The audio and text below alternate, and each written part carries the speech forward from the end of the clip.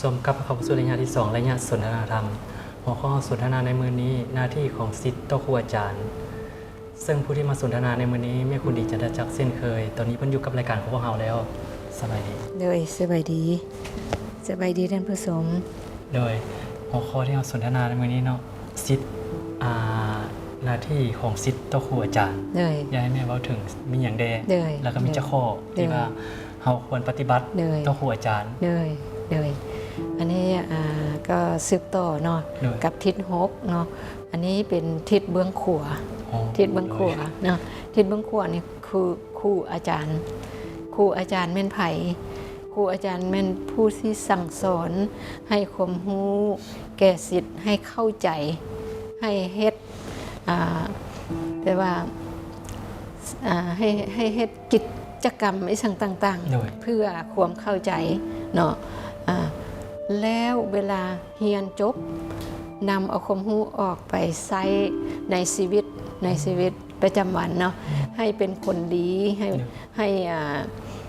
ถูกต้องกับสอดคล้องกับสังคมเนาะอันนี้คือ เป็นผู้ให้เป็นผู้ศิษย์สอนแต่ว่าครูผู้จะศิษย์สอนนี่เพิ่นก็จะต้องมีทางศาสตร์และศิลป์เนาะศาสตร์แม่ยังศาสตร์ก็คือเป็นวิชาที่เพิ่นนำเอามาสอนให้เฮาให้ฮู้จักเนาะฮู้จักว่าอันนี้เฮ็ดหยังเฮ็ดจังไดเนาะแล้วก็มีศิลป์นี่คือศิลปะเวลาที่เพิ่นมาสอนเฮานี่เพิ่นก็จะต้องมีศิลปะในการสอนมีเทคนิคมีอะไรเพื่อให้เฮานี้เข้าใจบางคนนี่มีความรู้หลายแต่บ่มีเทคนิคแต่บ่มีศิลปะในการสอนก็เข้าใจยากคือที่ว่าเฮาส่งต่อจากผู้อื่นให้บ่ได้เนาะเรามีความรู้อยู่แต่ว่าเฮาส่งต่อจากคนอื่นให้คนเข้าใจยากแล้ววันนี้เฮามีหยังได้อีกคือนี่อันที่1ก็คือเพิ่นเป็นผู้สั่งสอนเพิ่นเป็นผู้ถ่ายทอดของรู้ให้เฮา2เพิ่นยังเป็นผู้แนะนำแนวทางในการศึกษาเนาะหรือว่าในการให้คำปรึกษาด้านต่างๆเวลาที่เฮาไปเจอมาเฮาสามารถนำไปปรึกษานำเพิ่นเนาะอันที่3มาคือเพิ่นสร้างพัฒนาการในให้ศิษย์ทั้งในและทั้งนอกโรงเรียนเนาะเพิ่นจะมีคิดหาวิธีเพิ่นนั่นแหละว่าจะสั่งสอนจังไดทางกิจกรรมทางนอกโรงเรียนจะเฮ็ดจังไดเพื่อให้มันเกี่ยวข้องสอดคล้องกับวิชาเนาะ แล้วก็เป็นผู้ประเมินความก้าวหน้าในการที่นักเรียนเฮาเรียนไปแล้วเพิ่นก็จะเบิ่งได้บ่หรือว่าเข้าใจซ้ำใดเพิ่นจะเป็นผู้ประเมินเฮาเนาะแล้วก็อบรมคุณธรรมจริยธรรมให้เฮาอันนี้คือจะต้องมีอยู่แล้วเพราะว่าถ้าว่าอยู่ในโรงเรียนธรรมดานี่อยู่ในโรงเรียนเฮานี่ก็ควรจะได้เน้นเรื่องศีลธรรมคุณธรรมให้กับนักเรียนเนาะและเพื่อว่าอย่างเวลาจบไปแล้วถ้าว่าเรียนเก่งๆมีวิชาเนาะแต่ว่าบ่มีศีลธรรมบ่มีคุณธรรมแม่นจะนำใช้เอาความรู้ที่เก่งๆนั่นแหละแต่ไปเฮ็ดทางบ่ถูกต้องมันจะเป็นจังได๋บัดนี้สังคมเฮาก็จะบ่มีความสงบเนาะบัดนี้อันที่ถัดมาก็คือเพิ่นปฏิบัติระเบียบมาตรฐานในตัวของเพิ่นเองนั่นแหละเพื่อเทียบกับสำนักงานหรือว่าโรงเรียนของเพิ่นเนาะเพิ่นก็จะพยายามว่าเฮาจะต้องสอนให้ได้มาตรฐานเนาะเนี่ยแล้วก็เป็นผู้ซื่อตรงกับเวลาเพิ่นต้องเป็นแบบอย่างเนาะคือพวกเฮาเคยได้ยินคำว่า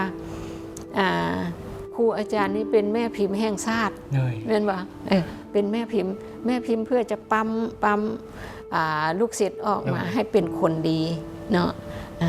แล้วก็ ปฏิบัติเรียกงานอย่างมีประสิทธิภาพและมีการวางแผนนะเป็นผู้ที่ว่าต้องรู้จักคิดนะว่าจะเฮ็ดจังไดวางแผนจังไดเพื่อให้การเรียนการสอนของเพิ่นนี้ออกมาได้ดีแล้วก็อันสุดท้ายก็คือเพิ่นจะต้องได้พัฒนาความรู้ใหม่ๆเพื่อให้ทันกับสภาพเนาะ เพราะว่าคือปัจจุบันนี่แหละมันก็มีการพัฒนาขึ้นเพิ่นจะไปสอนแบบเก่าๆก็บ่ได้เพิ่นจะไปสอนวิชาเก่าๆก็บ่ได้ เพิ่นก็จะต้องคิดได้พัฒนา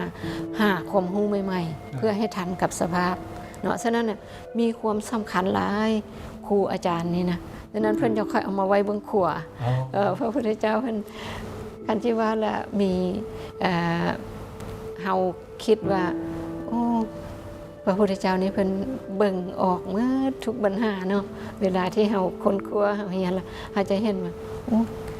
มันเป็นเรื่องที่สำคัญเนาะซึ่งเป็นผู้ให้ปัญญากับพวกเฮาเช่นทั่วไปเวลาที่เฮาเกิดมาแน่นอนแล้วเฮาก็จะได้เรียนจากพ่อแม่ในเบื้องต้นอยู่แล้วเนาะว่าเป็นจังไดแล้วออกจากเฮือนไปเฮาก็ยังไม่เรียนนำครูบาอาจารย์นี่สำคัญเนาะจะเฮ็ดให้เฮาเป็นคนที่มีวิชามีปัญญาสามารถรู้จักจะแก้ไขปัญหาจังไดอยู่ในสังคมอยู่ในชีวิตของเฮาเจอปัญหานี้เฮาจะแก้จังไดเนาะคือว่าเนาะการเรียนนี่ว่าบ่มีวันสิ้นสุดเนาะแม่นเฮาเรียนฮู้ด้วยตัวนี้แล้วต่อไปเฮายังได้เรียนเพิ่มแล้วบัดนี้การเรียนนี่ว่าบ่มีวันสิ้นสุดแม่นเอาบ่มีวันสิ้นสุดอยู่แล้วเพราะว่าแม้แต่เวลาที่ครูอาจารย์เนาะเพิ่นมาสอนแล้วเพิ่นก็ยังต้องได้ไปซอกหาความรู้ใหม่ๆเห็นบ่อันนั้นนี่แหละจังคำว่าบ่ได้เป็นสิ่งที่ว่าเฮาจะต้องได้เรียนเรื่อยๆไปเนาะเคยได้ยินเนาะฉะนั้นแหละเวลาที่พวกเฮารู้จักคุณค่าของครูบาอาจารย์หลายซ้ำนี่แหละเฮาจะปฏิบัติต่ออาจารย์จังใดอันนี้คือมีอยู่ในคำสอนของพระพุทธเจ้ามี5ข้อเนาะคือข้อที่1ลุกต้องลุกขึ้นยืนฮับเนาะแปลว่าเวลาเห็นครูมานี่เฮาก็ต้องลุกขึ้นมาอยู่ในห้องเรียนคือกันเนาะเฮาจะได้ลุกขึ้นเวลาอาจารย์เข้าห้องเนาะลุกขึ้นยืนฮับเนาะแล้วก็ข้อที่2ด้วยการคอยฮับไซเวลาที่เพิ่นมีอย่างลึบกระดานบ่หรือว่าแม้อย่างที่เฮาสามารถช่วยเพิ่นเนาะเวลาที่เพิ่นมาเพิ่นมีอย่างให้เฮาช่วยคอยฮับไซบ่แม่นว่าเฉพาะแต่อยู่ในห้องเรียนเนาะออกไปนอกหรือว่าไม่สังกตามคือเฮาให้ความเคารพเพิ่นคอยรับใช้เพิ่นเนาะและข้อที่3ด้วยการเชื่อฟังอย่างยิ่งเนาะเพิ่นเว้าอย่างมาเฮาก็ต้องตั้งใจฟังเพราะมันอาจารย์สอนอยู่หั่นแล้วก็ลมกับหมู่และเฮาก็จะบ่เข้าใจเห็นบ่ทึกก็แบบตอนกำลังไว้เรียนกันทึกก็มาลูกอยู่ว่าแบบตอนครูอธิบายแล้วบ่ฟังเนาะวันนี้บัดครูอธิบายแล้วมันเพิ่นมาถามคืนแล้วเฮาบ่เข้าใจนั่นแหละฉะนั้นข้อที่3นี่สำคัญหลายจะต้องเชื่อฟังอย่างยิ่งเวลาเพิ่นเฮ็ดหยังเพิ่นเว้าหยังมาเฮาก็ต้องได้ฟังเพิ่นก่อนเนาะแล้วก็ข้อที่4ด้วยการช่วยเวียกต่างๆอันนี้คือเพิ่นมีเวียกงานอีสังที่จำเป็นบ่อยู่เฮือนอยู่ศาลเฮาก็ยังต้องได้ไปช่วยเพิ่นเนาะอันนี้บ่เฉพาะแต่อยู่ในขอบเขตโรงเรียนละบัดนี้ข้อที่5คือด้วยการศึกษาวิชาความรู้นำเพิ่นอันนี้เฮาต้องญาติแย่งเอาความรู้ที่เพิ่นเอามาสอนเฮาเนาะวิชานี้มันเป็นจังไดต้องจับแก่นให้ได้เนาะจับหลักให้ได้เพื่ออย่างอันนี้เลยเราจะเอาไปใช้หลังจากเราจบเนาะเราจะเอาไปใช้อันนี้คือ5ข้อ 5ข้อที่เราควรปฏิบัติต่ออาจารย์แล้ววันนี้นะที่ว่าคืออาจารย์นะครับปฏิบัติต่อนักเรียนหรือว่านักเรียนปฏิบัติต่ออาจารย์5ข้อแล้ววันนี้เราควรปฏิบัติอย่างเติมที่ว่าให้มันดีขึ้นกว่าเก่าโดยอันนี้นี่คืออันที่นอกจากนี้แม่นขึ้นกับว่าเวลาที่พวกเรามีโอกาสเวลาที่พวกเรามีโอกาสมีการช่วยเหลือมีการฮักแพงมีการนิสังกับครูบาอาจารย์เนาะบ่แม่นว่าบางเทื่อออกจากไปพ่อกันอยู่ใส่กับบางเทื่อก็เฮ็ดหน้าตาเฉยเนาะอันนั้นบ่ทักทายโดยอันนั้นคือนักเรียน เฮาเป็นลูกศิษย์จะต้องปฏิบัติต่อครูอาจารย์5ข้อเนาะแล้วเมื่อครูอาจารย์เพิ่นได้รับการปฏิบัติต่อแบบนั้นแล้วเพิ่นก็จะปฏิบัติมีหน้าที่ของเพื่อนปฏิบัติกับเราคือกันเนาะคือข้อที่1แนะนำไปในทางที่ดีเนาะครูอาจารย์นี่จะต้องรู้จักว่าทางใดดีทางใดถูกจะต้องเอามาแนะนำให้นักเรียนให้ดีเนาะข้อที่2ให้การศึกษาดีคือเฮ็ดจังได๋วิชาใดที่เฮามีบ่เก็บเนาะเอามาสอนให้หมดเนาะเฮ็ดจังได๋จะให้ลูกศิษย์ของตัวเองนี่เก่งเนาะให้การศึกษาดี3บอกศิลปะวิทยาให้อันนี้แหละคือเทคนิคที่จะไปแก้ไขปัญหาอันนี้เป็นจังซี่ได้จะต้องอธิบายออกมาให้เห็นให้ชัดเนาะและข้อที่4คือเฮ็ดให้เป็นที่รู้จักในมิตรสหายฉะนั้นเพิ่นจะแนะนำได้อันนี้ลูกศิษย์ค่อยได้ไปในสังคมเพิ่นมันก็เป็นโอกาสให้เราได้รู้จักผู้ใหญ่ได้รู้จักที่สั่งเวลาที่เพิ่นมีลูกศิษย์เพิ่นก็จะบอกต่อเราก็จะได้เป็นโอกาสสร้างเครือข่ายเนาะคือว่าอาจารย์ที่ว่าเพิ่นสอนดีสอนเก่งอาจารย์เพิ่นมีหลายคนที่นิยมชอบเนาะแต่สมมุติเพิ่นแนะนำว่าเฮาเป็นลูกศิษย์ที่ว่ามีความเชื่อถือแม่จะเฮ็ดให้เฮามีสั่งความเชื่อมั่นขึ้นมาบ่เฮ็ดให้เฮาเป็นที่รู้จักขึ้นมาเฮ็ดให้เฮามีโอกาสได้รู้จักผู้นั้นผู้นี้เนาะอันนี้ข้อที่5ปกป้องคุ้มครองในทิศต่างๆเนาะเพิ่นจะเป็นผู้ปกป้องเฮาเวลาที่เฮาไปเฮ็ดแนวบ่ดีเพิ่นก็จะมีความรับผิดชอบเพราะว่าเพิ่นเป็นผู้สั่งสอนเฮาเนาะฉะนั้นเพิ่นจะเป็นผู้ช่วยปกป้องเวลาที่มีปัญหาอย่างเกิดขึ้นเนาะบอกว่าจะอยู่ในขอบเขตโรงเรียนหรือว่าอยู่ในนอกโรงเรียนเวลาที่เฮาไปเจอปัญหาอย่างเพิ่นก็จะเป็นผู้ปกป้องเฮาอันนี้นักเรียนเฮาสอนมาบ่ให้เฮ็ดแบบนี้มันจะแบบว่าเพิ่นจะมีการคุ้มครองเฮาได้เนาะฉะนั้นในการที่ ปฏิบัติหน้าที่ของพวกเฮาแบบนี้แล้วถ้าเฮาเป็นลูกศิษย์ถ้าเฮาเป็น